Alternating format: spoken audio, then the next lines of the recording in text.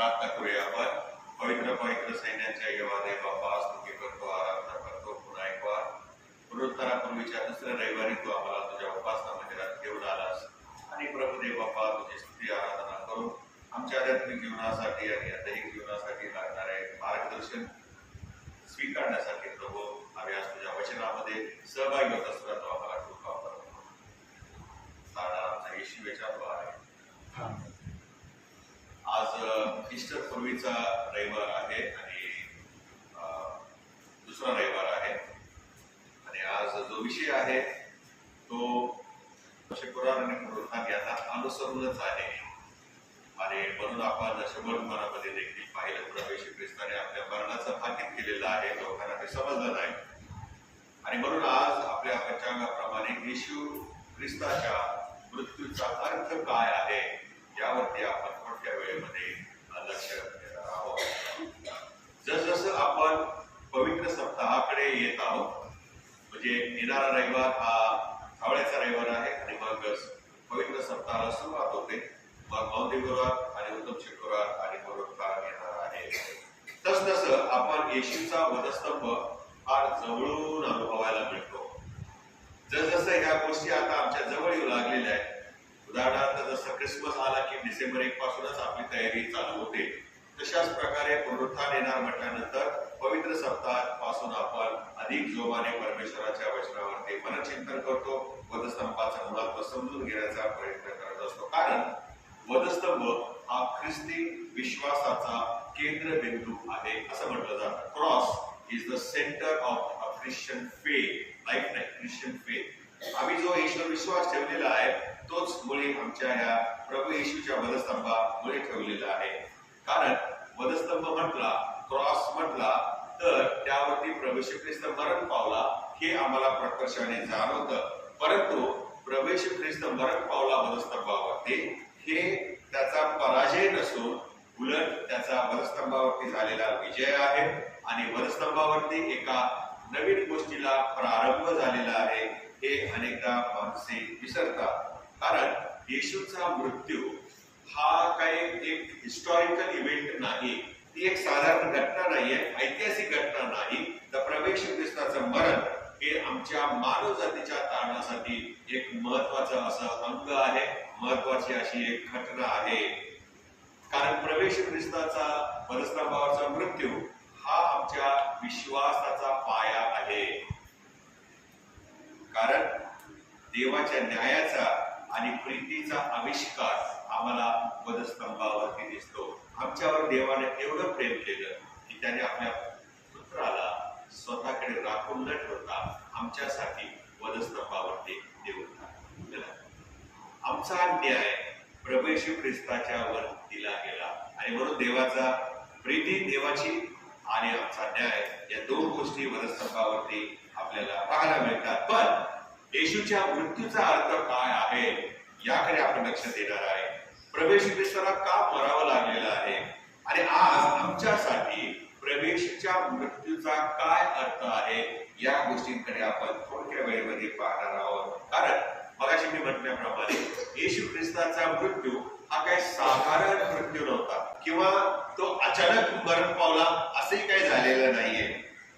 कारण प्रभू येशू ख्रिस्ताच्या वधस्तंभावर मरणाकडे जेव्हा आम्ही पाहतो तेव्हा आम्हाला ती काय हत्या मनुष्याने येशूची केलेली आहे असंही पाहायला मिळत नाही, किंवा प्रभू येशू ख्रिस्ताने आत्महत्या केली असंही म्हणता येत नाही, किंवा प्रभू येशू ख्रिस्ताचं हौतात्म्य झालेला असे काही आम्हाला पाहायला मिळत नाही. कारण प्रभू येशू ख्रिस्ताचं वधस्तंभावरील मरण हे अति उच्च प्रतीचं मरण होतं. मानवाच्या तारणासाठी जगाच्या सृष्टी स्थापनेपूर्वीपासून प्रभू येशू ख्रिस्ताचं वधस्तंभावरील मरण देवबापाने मुकरर करून ठेवलेलं होतं, ते ठरवलेलं होतं प्रियानो, आणि ते एक सांगूनच प्रभू येशू ख्रिस्ताला या भूतलावर पाठवण्यात आलेलं आहे. हे आम्ही कधी विसरू नये. आणि देवाच्या सार्वकालिक योजनेची प्रभू येशू ख्रिस्ताच्या जीवनामध्ये ही झालेली परिपूर्तता होते. कारण जर प्रभू येशू ख्रिस्त वधस्तंभावर मेला नसता तर पतित जगावर देवानं केलेलं प्रेम हे आम्हाला कसं कळलं असतं, देव आमच्यावर प्रीती करतो ते मानवाला कसं कळालं असतं. आणि म्हणून योहान असं म्हणतो, देवाने जगावर एवढी प्रीती केली की तुम्ही त्या वधस्तंभाकडे पहा, त्याने आपला एकुलता एक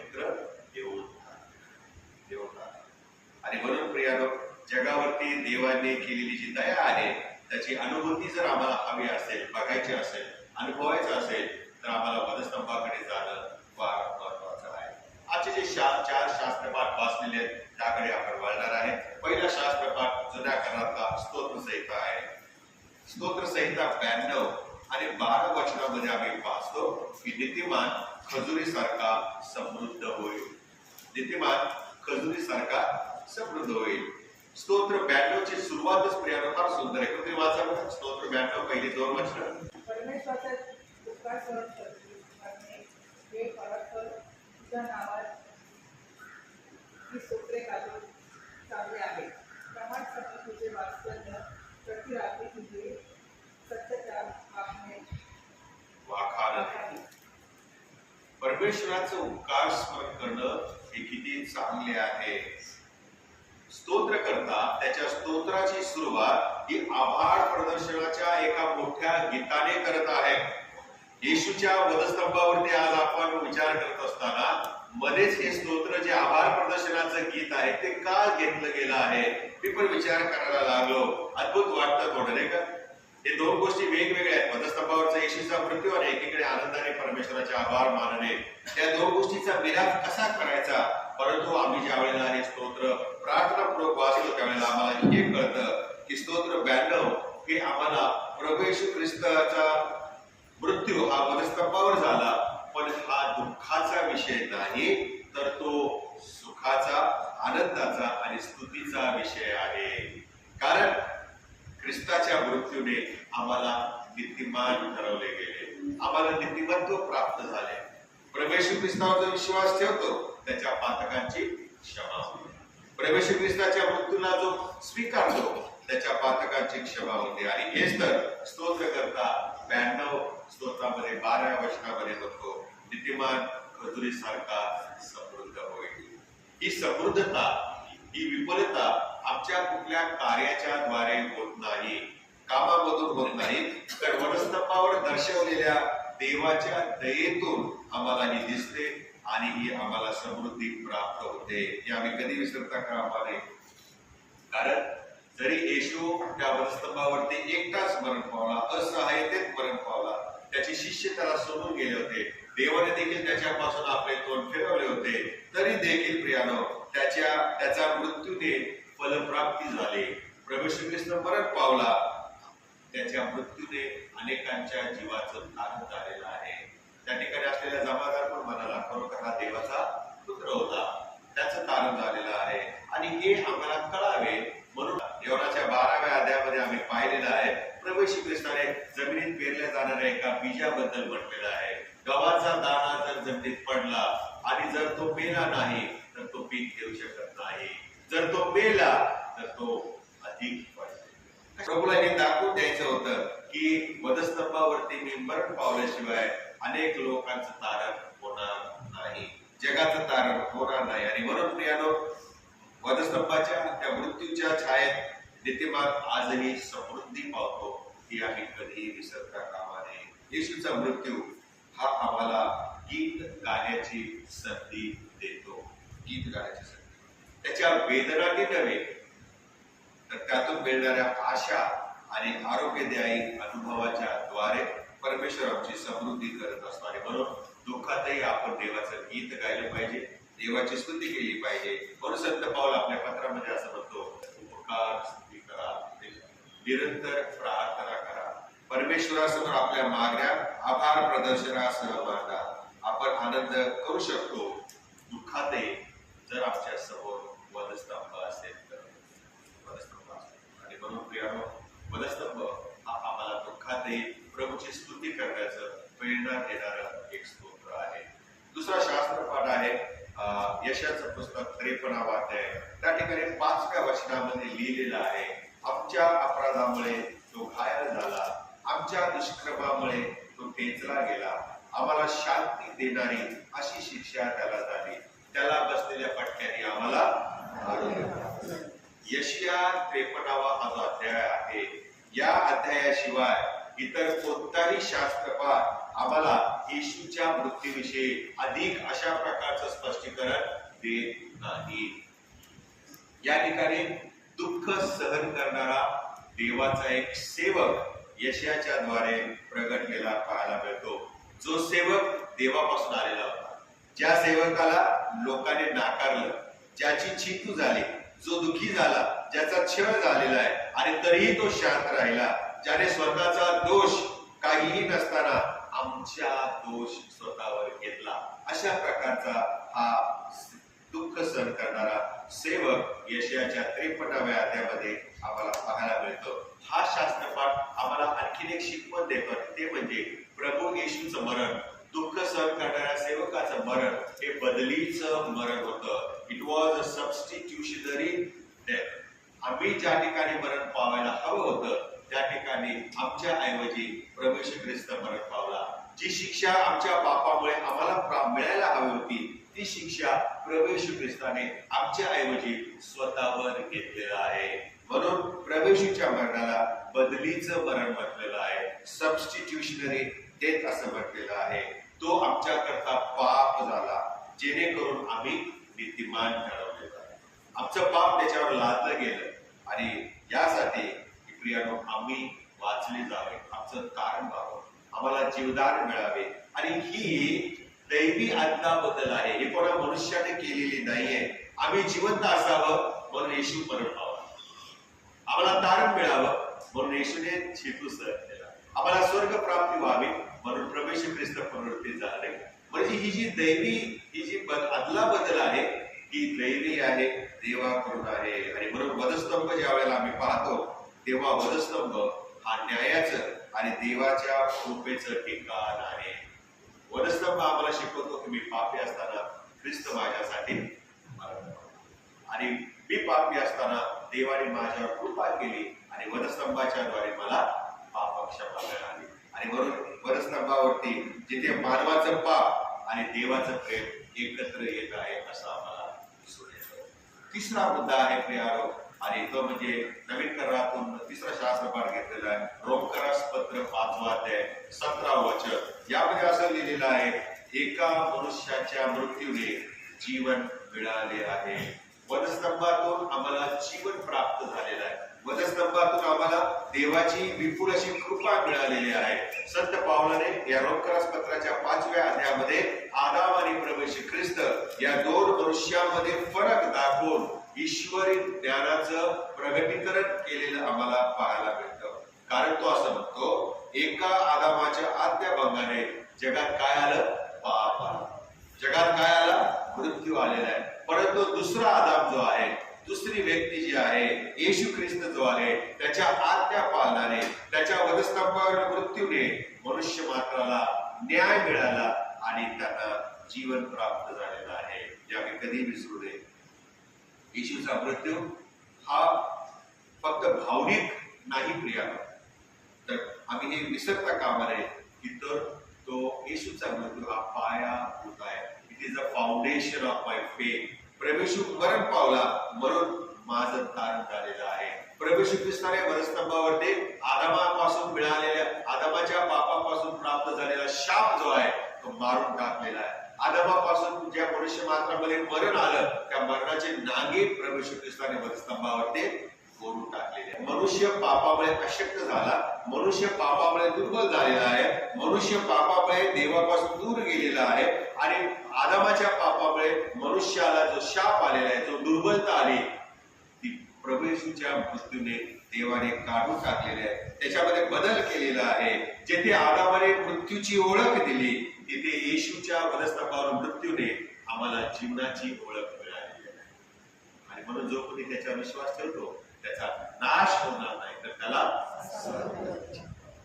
जेथे आदामाच्या पापाने मनुष्य मात्राला दोषी ठरवलेला आहे, तिथे येशू ख्रिस्ताच्या आज्ञा पालनामुळे वधस्तंभावरील मरणाने आम्हाला नीतिमत्व देण्यात आलेलं आहे. आणि म्हणून प्रियानो, संत पाऊल असं म्हणतो, आदामाने मृत्यू दिला पण येशूने वधस्तंभावरती स्वतःच्या मृत्यूच्या द्वारे मनुष्य मात्राला जीवन दिलेलं आहे. शेवटचा मुद्दा आहे आणि तो म्हणजे प्रभू येशू ख्रिस्त योहानाचं सुवर्तमान 12वा अध्याय आणि 27व्या वचनामध्ये कटका जवळ आली आहे असं तो आपल्या अनुयायांना सांगत आहे. सुवर्तमानामध्ये कटका आली आहे, समय आला आहे, हे येशूने अनेक वेळा जाहीर केलेलं आहे. आणि कसला समय आलेला आहे?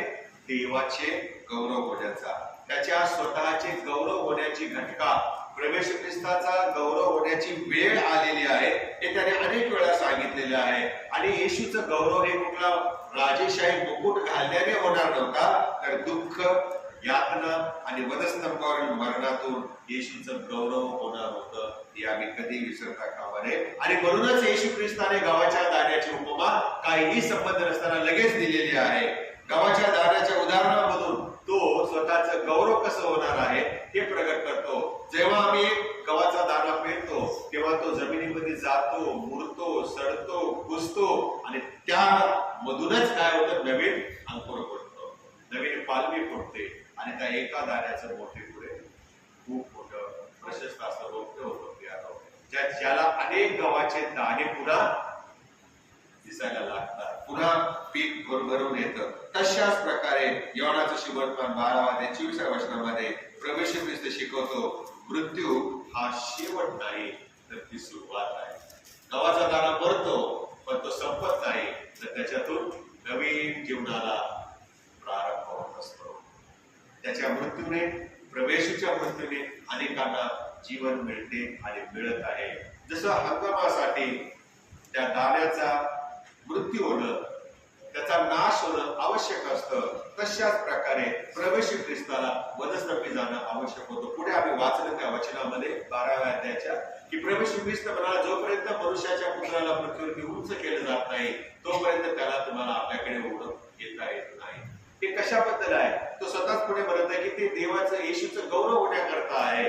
प्रवेश ख्रिस्ताला पृथ्वीपासून उंच, म्हणजे त्या उंच अशा वधस्तंभावरती जोपर्यंत खेळलं जात नाही, जोपर्यंत त्या उंच अशा वधस्तंभावरती मरण पावत नाही, तोपर्यंत मनुष्यांना तो आपल्याकडे घेऊ शकत नाही.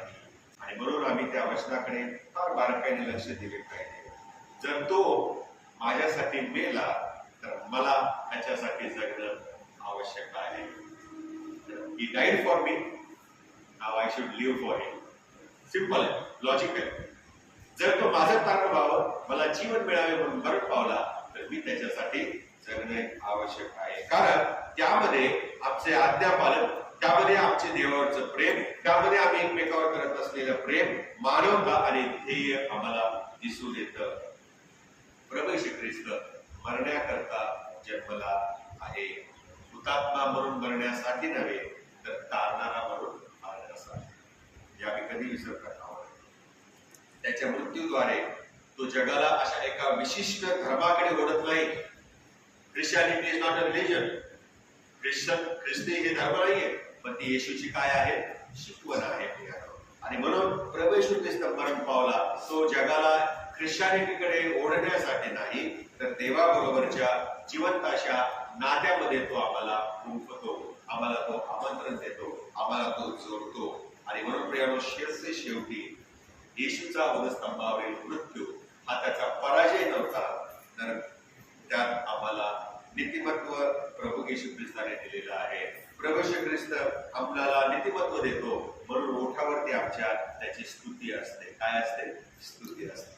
स्तोत्र 92 आम्हाला पाहिलेलं आहे. दुसरी गोष्ट आम्ही पाहिली प्रियानो आजच्या प्रवचनामध्ये, यशाया 53 मधून की प्रभू येशूचा मृत्यू आम्हाला जीवन देतं. आम्हाला काय देतं? जीवन देतं. कारण त्याने आमचे पाप स्वतःवर घेतले, आमचे रोग त्याने वाहिले. तिसरी गोष्ट आम्ही शिकलेली आहे, प्रवेशूचा मृत्यू आमच्या आत्म्याला जीवन देतं.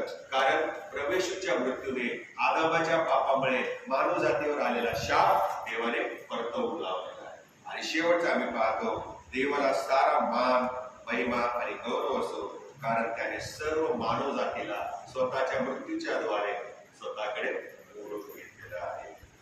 म्हणून प्रियानो, शेवटी वधस्तंभ फक्त विश्वास ठेवण्यासाठी नाही, तर तो रोज आधी घेऊन वाहिला पाहिजे.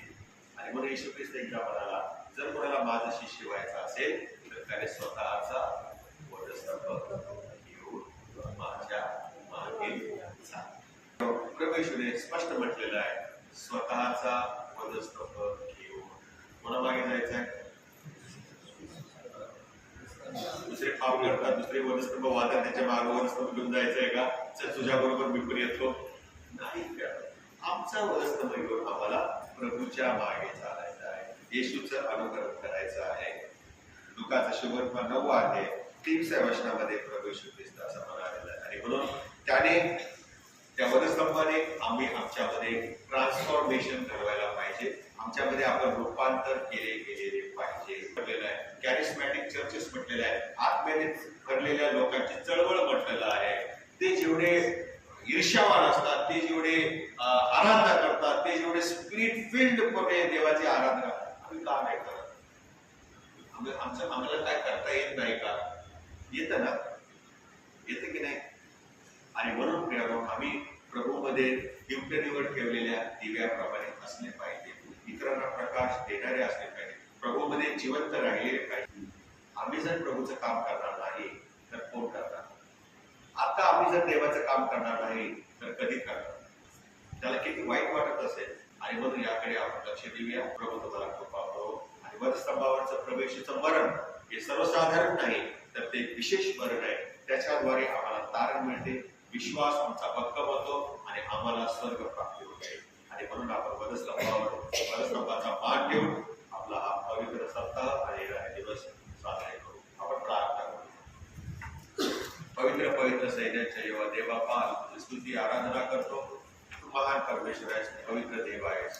प्रभू देवपा, तू आम्हाला एकत्र आणलंस हे मंदिर दिवस. प्रभू, यामध्ये तुझी वस्ती राहावी आणि आहे याबद्दल स्तुती करतोस. की प्रभू निघून जाऊ नये यासाठी प्रभू प्रत्येकाने जो वधस्तंभ तो आमच्या समोर ठेवलेला आहे, प्रभू त्याचं अनुकरण करावं. म्हणून कारण त्याच्याद्वारे आमचा विश्वास भक्कम होतो, त्याच्याद्वारे आमचा न्याय होतो आणि त्याच्याद्वारे तुझी आमच्यावरची कृपा जी आहे ती आम्हाला अनुभवण्यास मिळते. तिचा आस्वाद घेण्यासाठी प्रभू तू आम्हाला भाग देशील. आमचा येशू ख्रिस्त याच्या